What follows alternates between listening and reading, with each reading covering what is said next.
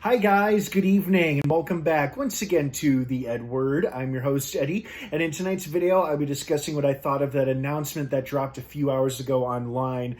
You know, it's one of those things where you just never know when an update or announcement for an anticipated film that's either in the works or about to be in the works is going to drop. And today was another prime example of that.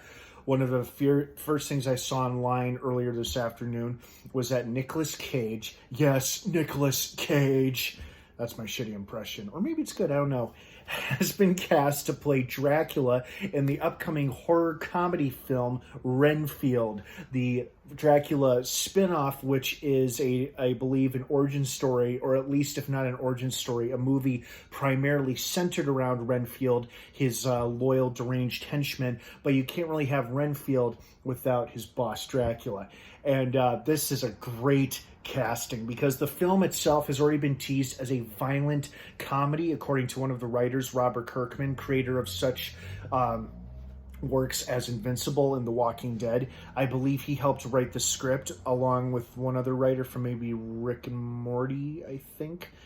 I don't know, it's easy to forget who's involved creatively, but besides this casting, the most recent casting we had earlier this summer was when Nicholas Hoult of X-Men fame was announced as the lead character, Renfield, in the Renfield film. And now we've got a Dracula to go with Nicholas Hoult's Renfield, and it is none other than Nicolas Cage. This is perfect because he can play manic characters so well. And, you know, he can play serious stuff too. You know, the guy's done some serious work as well. But the past couple of years, he's really embraced, you know, this whole I don't give a damn type of energy when it comes to his roles or projects. I'm sure he is picky, but maybe he isn't. But I do love the fact that they've brought him somewhat back into the fold of mainstream cinema by playing Dracula in an upcoming Universal monster film. So he's definitely playing Dracula in this film. We don't know if he'll be playing, it seems highly unlikely,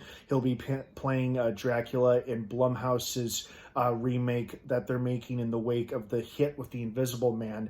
This film, I think, is meant to be way more of a horror comedy than an actual horror film, considering the hilarious premise and how it's been teased over the past year or so that it's a violent horror comedy, and it's meant to look at the working toxic relationship between Renfield and Dracula, and Renfield breaking away, trying to finally be his own man. But like I said, you can't have Renfield without Dracula, and if you're going to have a horror comedy with Renfield and Dracula, who better to play Dracula than the man Nicolas Cage himself? So this is pretty exciting and smile-widening news. I think a lot of us smiled and laughed out loud when we read this, and not laughed like in an or in an insulting way, but in an approving, yes, I could definitely see this working way. So that's how I feel about it, at least.